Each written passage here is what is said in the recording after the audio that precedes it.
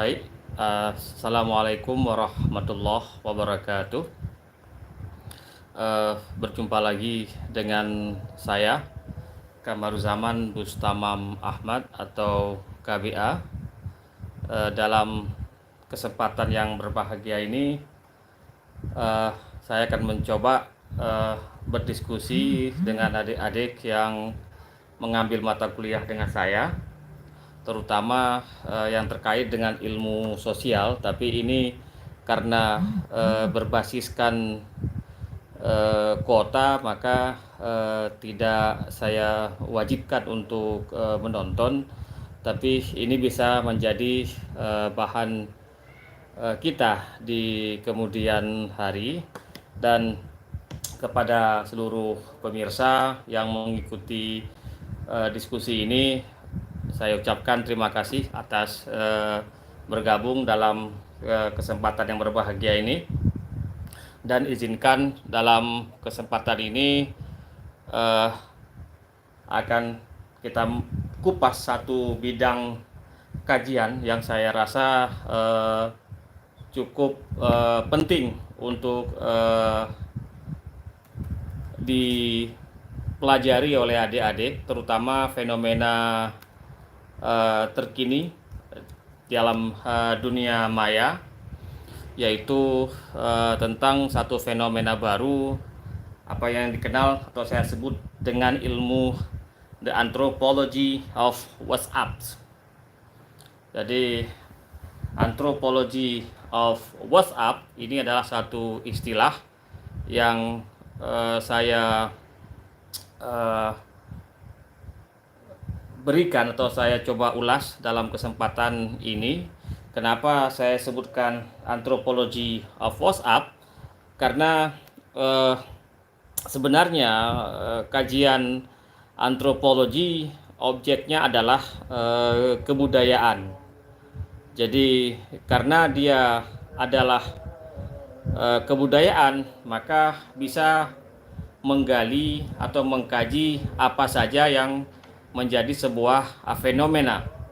Meskipun pada awalnya ilmu ini adalah atau lebih banyak dikaji di kawasan pedalaman, namun seiring dan sejalan hari ini antropologi juga bisa merambah pada kawasan seperti antropologi of Southeast Asia, dan sekarang ada lagi istilah baru apa yang dikenal dengan virtual etnografi, kemudian istilah digital etnografi. Maka di sini saya coba ulas kenapa penting kita mempelajari the anthropology of WhatsApp, karena hari ini siapapun kita itu tidak akan bisa melepaskan diri dari WhatsApp. Jadi hampir sekian menit, hampir sekian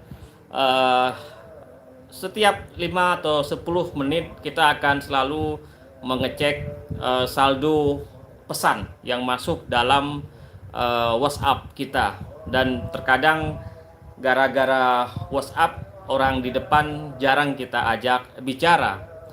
Tetapi lebih dari itu, kemunculan WhatsApp ini juga menjadi sebuah fenomena atau kebudayaan baru dalam masyarakat kita, sehingga karena dia merupakan sebuah fenomena, maka tidak mengejutkan jika kemudian ini tidak lepas dari ilmu antropologi.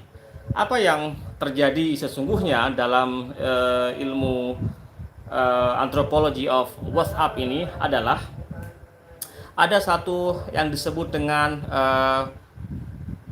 revolusi berkomunikasi. Jadi ini sebuah revolusi cara kita berkomunikasi. Seperti saya yang sedang memberikan kuliah online ini.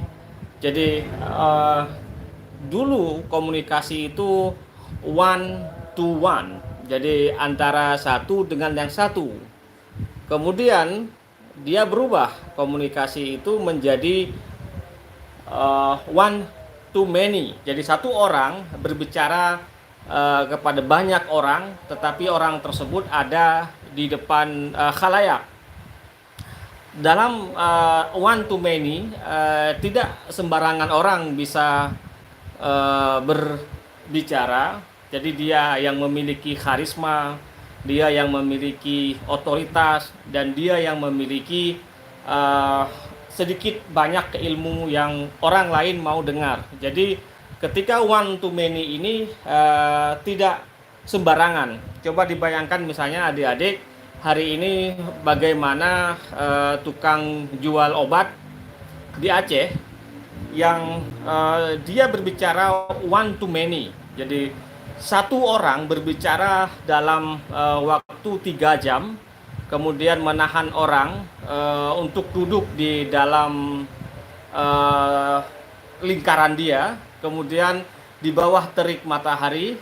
Setelah itu dia memberikan narasi yang cukup besar tentang hal-hal yang kadang-kadang tidak masuk akal, tetapi orang mau menerima apapun pesan dari yang jual obat tersebut, tetapi di ujungnya dijual obat.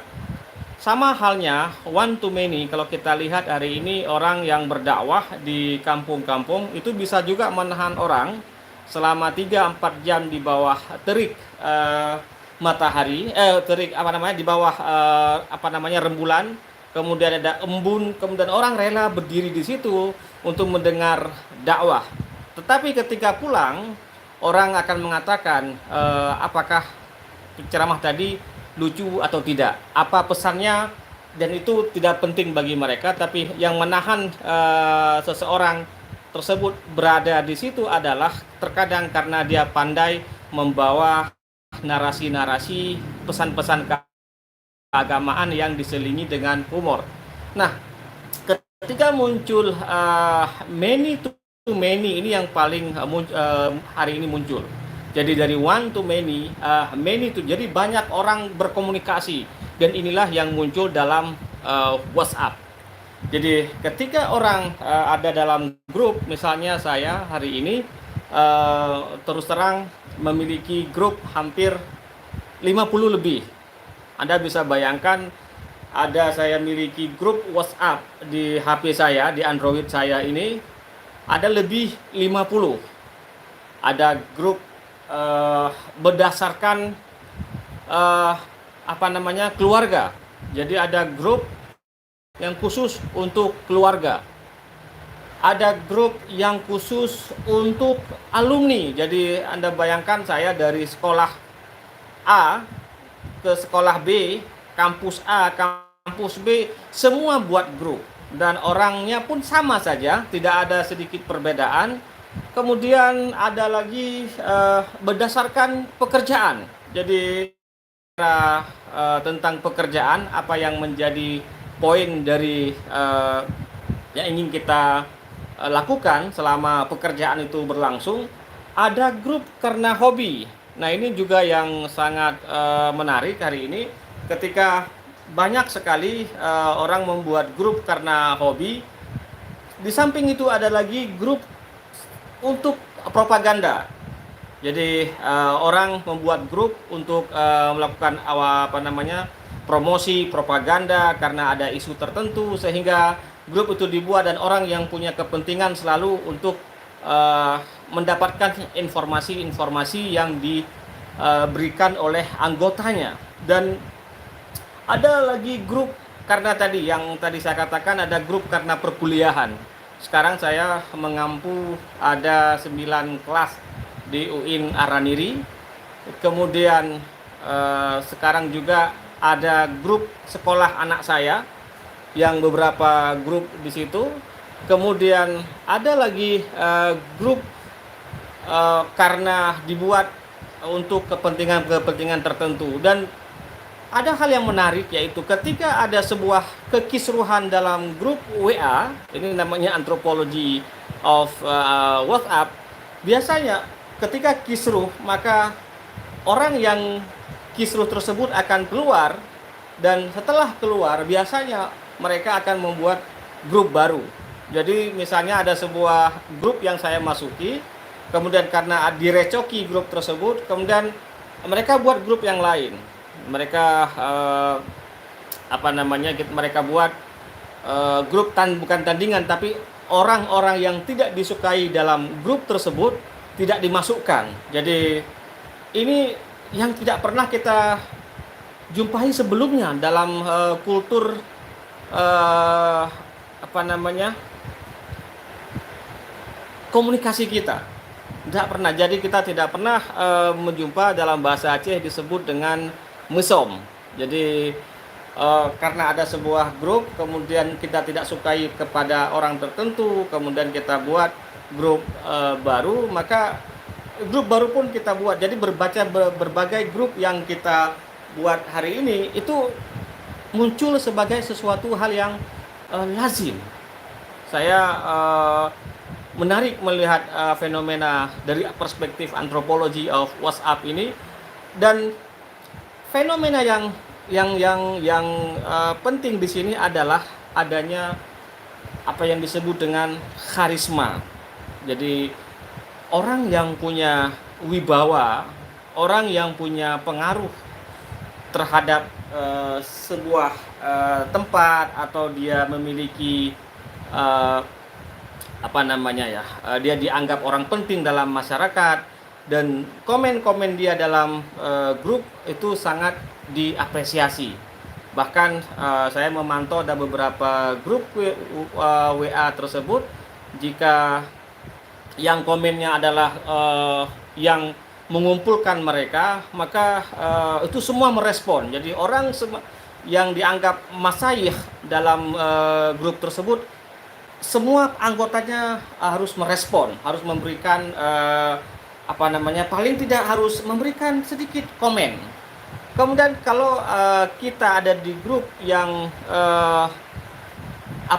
yang tidak begitu terkenal, atau kita dari kelas yang biasa-biasa saja, ketika kita memberikan komen dan tidak di endorse oleh orang terkenal atau orang yang memiliki pengaruh dalam grup tersebut, maka komen kita itu akan tenggelam sendiri, dan tidak ada orang yang mau membaca, bahkan mau mereply-nya. Dan kondisi ini sangat penting dipahami. Kenapa ini muncul? Di pertanyaan yang cukup penting dalam diskusi kita bagi adik-adik di rumah. Kenapa hal ini muncul dalam masyarakat kita?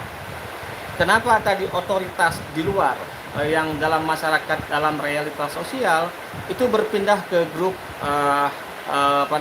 grup WA, dan ada juga parade di mana kemudian orang ingin mendapatkan perhatian. Jadi dia terus memberikan komen dan memberikan waktu yang cukup amat luar biasa untuk mendapatkan perhatian dari orang-orang di dalam grup tersebut.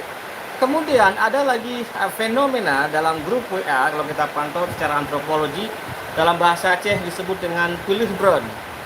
Pilih bron adalah di mana dia tidak bisa menahan bagaimana dia harus bersikap, kemudian dia akan melakukan proses melepaskan segala yang dia ingin lepaskan dalam grup tersebut, sehingga terkadang ketika dia melepaskan itu dengan penuh emosi, akhirnya ketika dia baca kembali komentar dia yang tadi penuh emosi, pilih Brown, itu kadang-kadang orang tersebut merasa malu sendiri.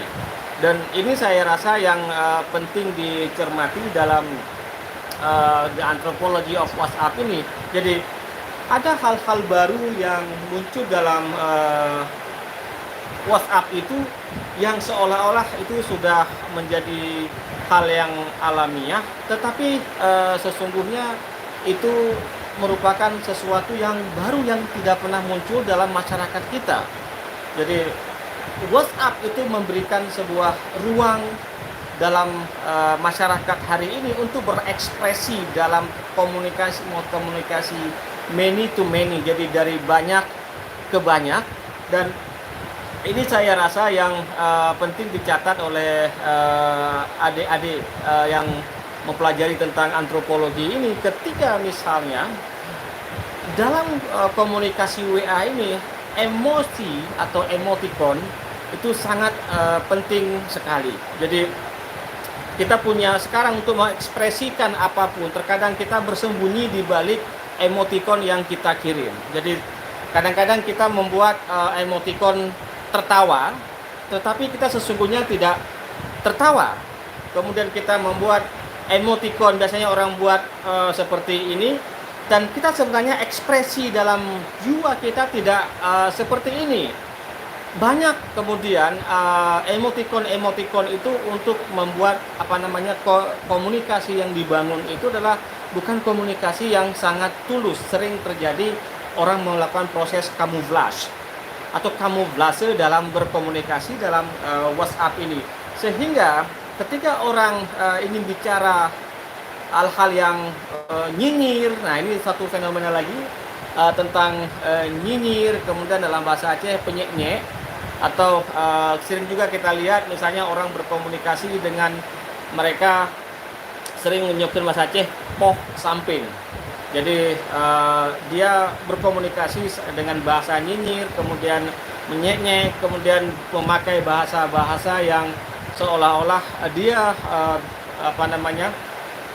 saya tidak mengatakan kasar, tetapi memang itulah bahasa-bahasa yang dia lakukan sehari-hari. Nah, ini saya rasa adik-adik tentang apa sebenarnya yang terjadi dalam antropologi of WhatsApp. Pertama tadi yang saya sampaikan tentang otoritas. Jadi ada semacam kalau saya sebutkan clash of authority. Jadi benturan otoritas dalam grup WhatsApp atau dalam WhatsApp itu. Kemudian WhatsApp juga membuat sebuah budaya baru dalam ekspresi perasaan kita dan bagaimana orang kemudian mengekspresikan apa yang ingin disampaikan. Dan emoticon hari ini itu menjadi sebuah simbol dalam masyarakat. Sekali lagi, ketika kita bicara simbol, kita bicara makna, kita bicara tentang sistem berpikir, maka ini merupakan sebuah budaya baru. Dan WhatsApp hari ini menciptakan sebuah budaya baru dalam masyarakat. Saya tidak sebutkan Facebook, tapi fenomena WhatsApp yang merubah cara kita berkomunikasi secara online. Pada zaman saya kuliah dulu, kita punya MIRC, kemudian kita punya Friendster, kemudian kita punya apa yang disebut dengan Yahoo Messengers, kemudian kita punya setelah itu kita punya MSN, macam-macam. Akhirnya muncullah Facebook, kemuncullah Twitter. Tetapi fenomena WhatsApp ini yang sangat penting dan genting sekali, karena ini yang menjadi tren dalam arena berkomunikasi masyarakat hari ini. Terlebih lagi ketika WhatsApp bisa menawarkan komunikasi face to face, apa yang disebut dengan VC atau video call. Nah, ini saya rasa yang penting dipelajari oleh adik-adik ketika melihat bagaimana kemudian kemunculan WhatsApp ini bisa merubah cara dan perilaku masyarakat hari ini di daerah kita. Dan WhatsApp saya rasa tidak hanya ada di kota besar, tetapi juga ada di desa-desa. Dan sekarang setiap orang sibuk dengan mengecek, tadi saya katakan di awal, tentang bagaimana saldo pesan yang masuk ke dalam inbox atau pesan ke WhatsApp mereka. Nah, apa poin penting dari the anthropology of WhatsApp ini? Pertama, yang paling penting adalah bahwasanya secara garis besar WhatsApp itu tadi ya telah mampu memberikan sebuah cara baru orang dalam berkomunikasi. Kemudian orang juga bisa meluahkan sekian isi pikiran dan isi perasaan, dan di situ kemudian muncul apa yang disebut dengan the power of word, kekuatan dari kata-kata. Jadi budaya tutur yang dulunya kita lebih banyak berkomunikasi dengan dengan langsung, hari ini difasilitasi oleh alat dan teknologi, maka ini menjadi semacam pecutan atau menjadi semacam hal baru dalam tradisi berkomunikasi kita hari ini. Dan poin lain yang ingin disampaikan adalah bahwasanya WhatsApp juga bisa menjadi semacam pola baru dalam rekayasa sosial. Nah, pola baru rekayasa sosial hari ini yang kita sebut dengan memasuki era baru, atau yang saya punya buku di sini yaitu digital state. Jadi ketika digital state ini, maka yang terkomunikasikan adalah bukan lagi secara fisik tetapi secara pemikiran atau mind connection. Jadi mind connection yang difasilitasi oleh WA, kemudian kita menyimpan sekian informasi yang masuk ke inbox ke saldo pesan WA kita, itu masuk dalam memori otak kita. Apa poinnya di sini? Ketika kita lihat WA hari ini, banyak sekali pesan, banyak sekali message yang masuk yang sama sekali tidak penting bagi kita. Nah, ini agak sedikit tajam. Pesan yang masuk dalam grup WA yang di-share sama orang itu sebenarnya tidak ada hubungan dengan kehidupan pribadi kita. Tidak ada hubungannya dengan pikiran kita. Makanya saya katakan ini WA ini bisa menjadi weapons atau weaponization of WhatsApp. Jadi ketika informasi yang masuk ke saldo pesan kita bertubi-tubi dan itu kita baca baik sengaja atau tidak, maka dia akan tersimpan dalam memori kita. Dia akan tersimpan dan akan terus tersimpan sampai kapanpun, meskipun ketika kita baca, kita scan. Dan ketika kita sudah masuk ke dalam memori kita, yang informasi yang tidak penting itu, nah ini kemudian akan merusak sistem atau pola pikir kita. Apa dampaknya? Dampak pertama, ini ilmu antropologi of WhatsApp. Dampak pertama adalah kita cenderung mengkonsumsi informasi, data, dan fakta yang disebarkan melalui WhatsApp dalam perspektif ilmu antropologi. This is for emotional. Jadi ini lebih cenderung pada emosional. Jadi informasi yang masuk ke kita hari ini itu cenderung untuk emosi kita, bukan for our enlightening, bukan untuk mencerahkan kita. Dan Anda bayangkan misalnya tadi saya katakan tentang ada misalnya WhatsApp untuk propaganda, dan itu panjang dikirim dan Anda harus fokus membaca karena mata Anda ke screen, dan karena informasi yang dikirim ke hadapan Anda itu adalah informasi yang seolah-olah itu betul, dan seolah-olah itulah yang Anda inginkan informasi tersebut. Ini saya katakan the power of medsos atau kekuatan dari media sosial. Dan ini kemudian yang membentuk perilaku kita hari ini tidak mampu kita kontrol secara akal sehat atau yang disebut dengan common sense. Jadi hilangnya common sense, akal sehat dalam pikiran kita itu dikarenakan kita mengkonsumsi data atau berita yang itu bukan untuk memberikan kita nalar kita semakin tinggi, tetapi memberikan emosi kita semakin tinggi atau semakin marah. That is the rule sekarang. Ini sekarang aturan mainnya. Dan ini saya rasa yang penting dipahami oleh adik-adik ketika kita mempelajari secara antropologi. Karena apa? Kultur, ketika kultur tersebut proses rekayasa kesadaran yang terjadi dalam masyarakat kita hari ini itu dimulai dari from a very emotional, sangat emosional, dan itu juga orang membangun empati dan dibangun dari kerangka dunia maya masuk dalam pikiran kita, dan kita tanpa kita sadari merubah perilaku kita sehari-hari, dan itu masuk dalam alam bawah sadar. Ini ada, saya rasa ada buku di sini dari Stefan Mezarov tentang bagaimana social construction, kesadaran sosial. Contoh, hari ini hitung-hitungan dalam ilmu kalkulasi sosial. Orang di WhatsApp itu pertama, misalnya ini sebuah contoh, ini sebentar lagi mau bulan Syawal. Ketika Syawal itu kita akan mengirim puluh bahkan ribuan ucapan selamat Idul Fitri.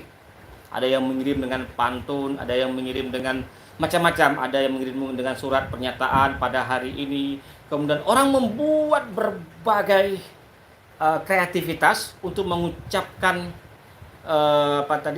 mengucapkan selamat Idul Fitri melalui WhatsApp dengan berbagai gambar dan emoticon.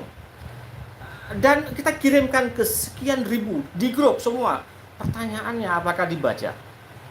Kalau iya, dan apa fenomena ini? Apa sebenarnya yang ditargetkan di sini? Mungkin orang mengatakan karena jauh tidak bisa mengucapkan, maka itu. Tetapi dengan kemunculan hari ini, misalnya tadi yang saya katakan, ketika ada satu orang, maaf sekali, ada yang meninggal, kemudian kita membuat parade innalillahi wa inna ilaihi rajiun, kemudian kita banyak gitu, dan orang itu membaca. Yang dibaca apa? Yang dibaca adalah siapa yang tidak mengucapkan. Ini penting. Siapa yang tidak mengucapkan kalimat innalillahi wa inna ilaihi rajiun. Orang akan membaca siapa yang tidak membaca. Contoh lagi, sekarang banyak terjadi penggalangan dana karena ada musibah COVID-19, dan orang menyebarkan dan orang ngecek gitu akan berapa. Biasanya ya macam-macam lah cara orang untuk membangun empati sosial ini. Tetapi yang dibaca di situlah siapa yang tidak memberikan sumbangannya. Jadi pola rekayasa sosial yang WhatsApp ini dan media sosial secara keseluruhan itu juga sebenarnya tidak ada negatif positif, tetapi mampu menciptakan suatu situasi baru, sebuah rekayasa, sebuah peluang, sebuah apa yang disebut dengan landscape sosial baru. Jadi WhatsApp itu menjadi arena baru, social landscape baru, atau sebuah gerbang kehidupan dalam orang mengekspresikan isi pikirannya. Dan ini saya rasa yang penting dicatat oleh adik-adik. Ketika nanti, saya tidak tahu bagaimana dan nanti kita bentuk komunikasi manusia ketika sudah ada visi video call. Dulu orang mengirim gambar, sekarang orang sudah bisa bertatap muka seperti ini. Kemudian apalagi bentuk komunikasi, apalagi bentuk tool dalam masyarakat berkomunikasi hari, ya mungkin di masa yang akan datang. Namun poin penting di sini adalah yang ingin dicatat, bahwasanya kehadiran WhatsApp hari ini tadi saya katakan menjadi pola baru kesadaran dalam kehidupan masyarakat. Kemudian dia juga menjadi semacam alat rekayasa bagi masyarakat, dan dia juga mampu menciptakan, tadi saya katakan, perubahan emosi kita. Karena tadi saya katakan sekarang banyak informasi yang beredar di dalam masyarakat itu sebenarnya bukan untuk rasional, tetapi cenderung ke emosional, dan semua arah ini difasilitasi oleh WhatsApp. Mungkin saya tidak ikut yang lain, Line atau Telegram. Ini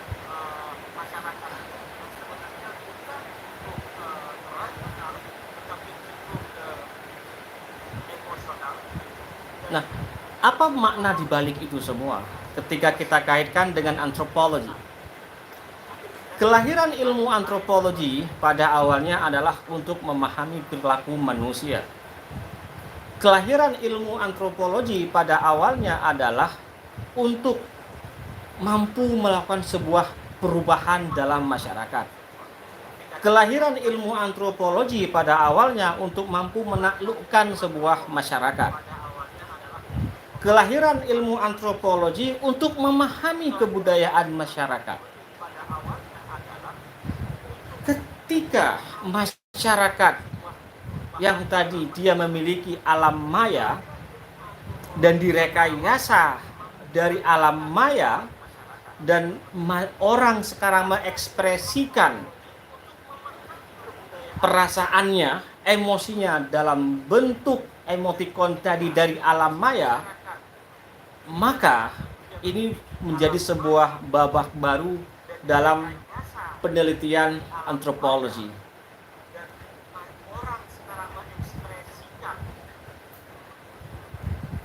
Apa poin penting di sana?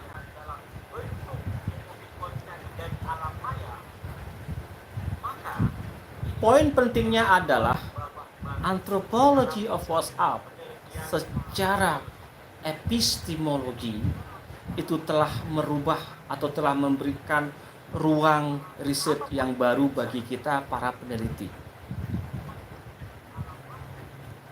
Inilah sebuah agenda besar.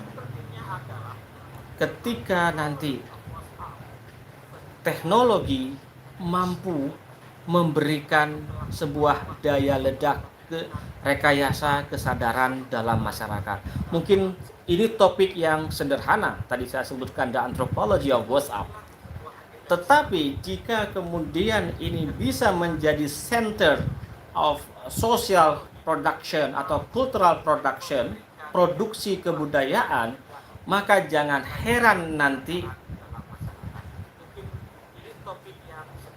akan muncul sebuah ilmu baru tentang perubahan perilaku manusia. Apa poin lagi di sana? Ketika ilmu sosial itu hadir, itu dia memulai kajiannya dari binatang. Dia memulai kajiannya dari Darwin. Memulai kajiannya itu dari ilmu biologi, Comte.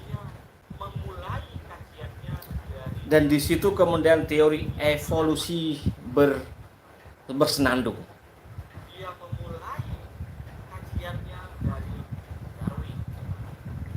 Nah, ketika pemulaian keilmuan antropologi di masa yang akan datang, dan itu melibatkan teknologi media sosial, ini menjadi tugas Anda, wahai mahasiswa saya dimanapun. Bahasanya seperti ini. Kalau dulu ilmu sosiologi, antropologi itu mengambil bahannya dari yang terjadi di alam sekitar, dari tadi saya katakan manusia dari kera, macam-macam teorinya. Sekarang bagaimana ketika proses objek kajian antropologi itu berpindah ke seperti ini, ke dunia maya. Dan sekarang para antropolog sudah mencoba menelurkan sebuah konsep virtual etnografi atau digital etnografi. Saya hanya memberikan sebuah contoh tentang WhatsApp tadi. Saya tadi cuma memberikan ini mungkin sebagai upaya memancing saja diskusi kita malam ini pada adik-adik yang masih menonton ini. Ini menjadi sebuah shifting, apa yang disebut dengan shifting paradigm, perubahan paradigma keilmuan yang amat luar biasa. Apa maksudnya? Remahan kebudayaan, remahan itu artinya yang kita ambil remah-remahnya kebudayaan itu tidak lagi didasarkan basis perilakunya pada apa yang terjadi dalam realitas sosial. Tetapi yang akan kita ambil remahan keilmuan atau remahan kebudayaan itu adalah apa yang dihasilkan dalam dunia maya, khususnya dalam media sosial, dan terutamanya karena tadi saya ambil contoh WhatsApp, dan itu menjadi semacam landscape baru pola perubahan manusia. Contoh,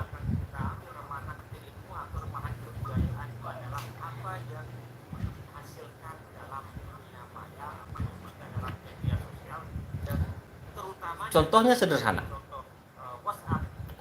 Ketika kita sudah berkomunikasi secara aktif di WA sebagai alat komunikasi baru kita, berapa persen kita berkomunikasi secara aktif ketika berjumpa? Totally not full. Tidak banyak kita melakukan proses komunikasi interaktif. Tidak percaya, adik-adik itu ke warung kopi. Berapa banyak orang berkomunikasi secara aktif di warung kopi hari ini? Tidak ada. Saya lebih cenderung menganggap warung kopi sekarang seperti kuburan. Tidak ada dialog di sana. Karena orang 2 menit berbicara, 5 menit melihat isi WA atau isi medsos. Sebelumnya dalam masyarakat kita, dalam masyarakat tradisional, ini tidak pernah terjadi.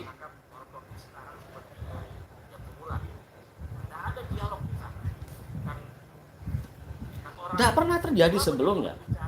Tidak pernah orang ada komunikasi yang kita lihat hari ini di landscape sosial. Warung kopi adalah landscape sosial, cafe landscape sosial, public area. Bus di dalam semua sekarang menjadi sepi, no communication.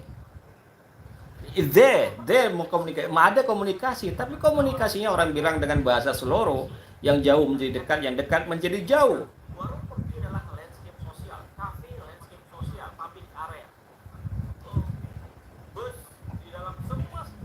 Nah, ini saya rasa perubahan dan ini revolusi dalam kehidupan hari ini yang terjadi dalam 5-10 tahun belakangan ini.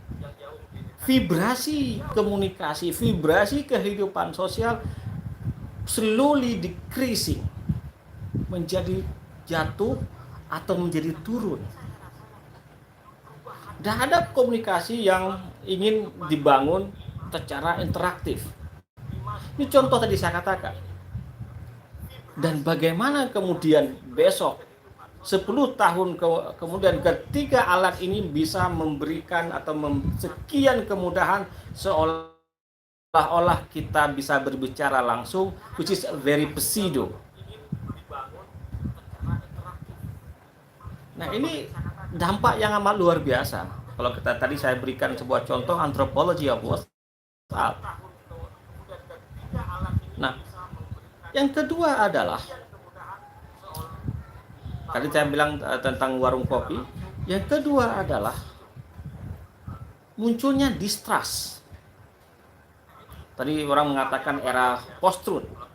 Distrust itu adalah apa namanya? Semakin banyak informasi yang kita punya hari ini, karena datang dari berbagai pintu, semakin sedikit kita mempercayai pada informasi yang beredar di sekitar kita. Dalam masyarakat tradisional, informasi yang datang itu tidak banyak dan mereka menjaga sumber informasi tersebut.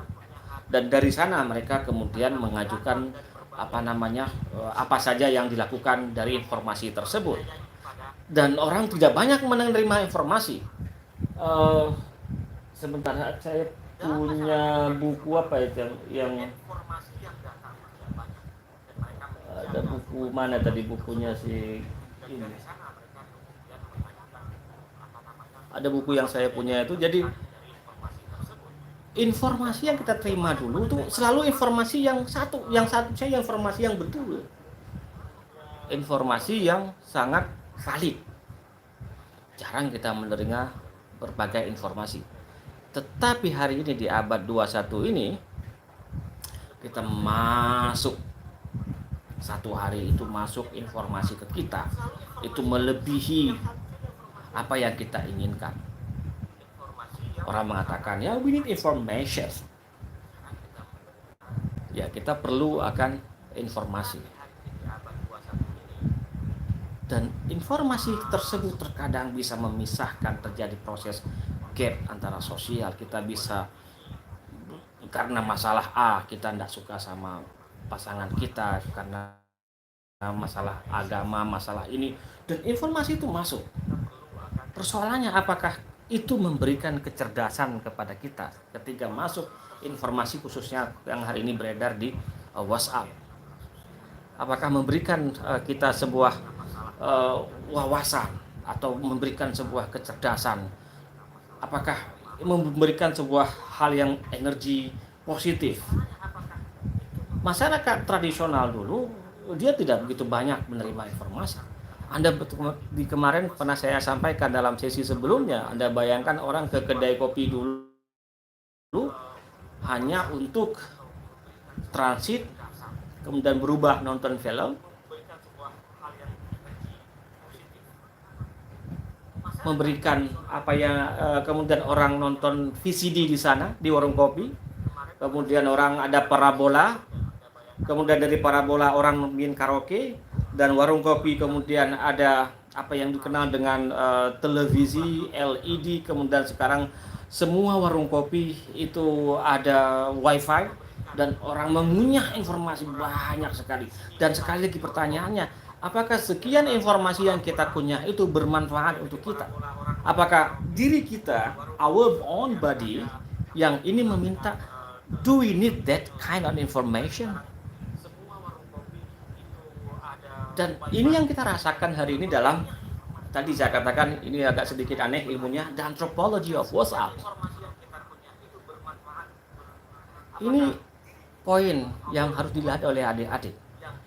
Because anthropologists try to understand cultures. Karena antropologi berusaha memahami kebudayaan.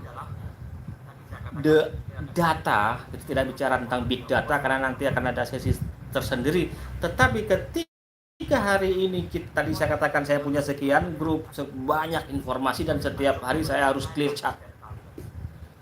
Karena ada informasi itu yang tidak penting bagi saya. Ya meskipun orang menganggap itu penting, tapi tidak penting. Karena itu tidak menyehatkan pikiran saya. Jadi orang sekarang sakit, ini mental health-nya sakit jiwa dalam masyarakat kita ini karena apa? Overload dengan komunikasi, informasi. Overload dan terlalu banyak mengkonsumsi informasi yang tidak penting bagi mereka, sehingga kemudian kita merasa gelisah setiap hari. Dan setiap hari ingin dengan informasi ada apa lagi yang terjadi di dunia ini. Dan seolah-olah kita tidak memperhatikan, tidak menerima informasi yang tadi, kita merasa gelisah. But coincidence, secara kebetulan juga dia akan merubah cara pandang kita dalam melihat dunia. World view kita akan berubah. Cara kita melihat diri kita juga berubah. Anda bisa bayangkan kalau Anda punya sekian grup WhatsApp. Sekarang saya ada di depan WhatsApp saya ini. Ada sekian puluh. Ada, ya harus saya baca. Apalagi kalau dia mention saya harus baca. Bukan berarti saya besok mau keluar dari WhatsApp. Tapi yang mau saya ceritakan bagaimana perubahan ini terjadi dalam masyarakat kita. Dan kita harus memberikan pemahaman ini kepada masyarakat.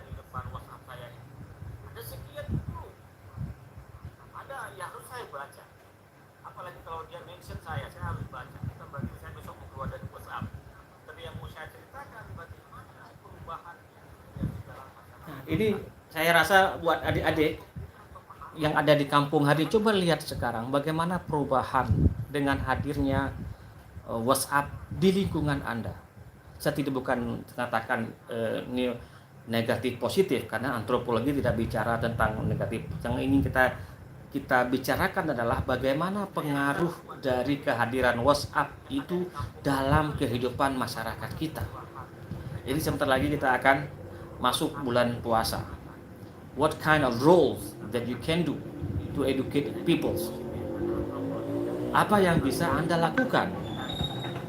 Apa yang bisa Anda laksanakan ketika hari ini dengan booming informasi melalui medsos, dan it change our the way of thinking, cara kita berpikir, dan it also change our soul, jiwa kita. Dan kalau harus diingat deh Adinda, kalau dua hal ini berubah, otak dan jiwa, soul Anda berubah, then you cannot control both of them. Kalau Anda tidak bisa mengontrol itu, maka you are, ya saya tidak mengatakan mati, tapi you tend to be, because you cannot control your mind and you cannot control your soul. Karena Anda tidak bisa mengontrol mind Anda, tadi saya katakan kita tidak bisa lagi mengontrol diri kita. Dan artinya apa? Ini yang sering dikatakan oleh Michio Kaku, itu apa? The information can hijack our body. Informasi itu bisa membajak diri Anda. Ngeri nggak antropologi ini? Ketika diri Anda dibajak, yang itu masuk ke dalam cara berpikir Anda. Sekarang pertanyaannya adalah, ini yang sering dikupas oleh para perubahan teknologi ini. Teknologi yang tadinya berusaha untuk memudahkan kita, akhirnya teknologi akan mengontrol diri kita. Nah, ini menjadi sebuah PR besar buat adik-adik. Saya selalu memberikan beberapa pertanyaan, tapi minimal dari diskusi kita malam ini tentang the anthropology of WhatsApp menjadi sebuah penyadaran baru, bahwasanya setiap ada hal baru dalam masyarakat hari ini, itu selalu ada sebuah perubahan yang terjadi pada diri kita. Ketika perubahan itu masuk ke dalam jiwa kita, saya tidak bicara tentang munculnya Sofia dan lain-lainnya, maka siap-siaplah hari ini tubuh kita ini kita tidak kenal dengan diri kita sendiri. Nah, ini kalau kita baca buku Eli Zaleski tentang soul. Saya kalau bicara tuh suka dengan beberapa buku. Jadi ini saya rasa poin penting diskusi kita, karena saya janji tadi sampai jam 9.15, maka kita sampai pada ujung diskusi kita pada malam yang berbahagia ini. Dan saya sangat menginginkan adik-adik saya mahasiswa untuk tetap berpikir kritis, bahwasanya apapun yang Anda dan nikmati hari ini, sesuatu yang memudahkan, itu bisa mempengaruhi diri kita atau cara berpikir kita. Dan insya Allah nanti akan kita sambung lagi diskusi kita. Anggaplah ini sebagai sebuah diskusi awal tentang bagaimana kita memahami fenomena kekinian dalam kehidupan kita dari perspektif ilmu antropologi. Dan anggaplah ini bisa menjadi sebuah lecutan, sebuah pancingan buat adik-adik di kampung sekarang. Dan saya berharap Anda tetap jaga diri dan selalu berdoa semoga musibah ini terus semoga akan terus berlanjut, tapi terus kita hadapi dengan semangat untuk berdoa supaya tidak atau berakhir wabah COVID-19 ini. Terima kasih sekali lagi, terima kasih kepada para komentator di dalam diskusi malam ini. Saya lihat ada Bandar Publishing, ada Pintu Istiqamah, Yoga Prayudi, kemudian Bang Said Riza, Rahmat Saputra, Afri Al Hidayat, Muftadi Billah, Cutnisa Rodatul Awal.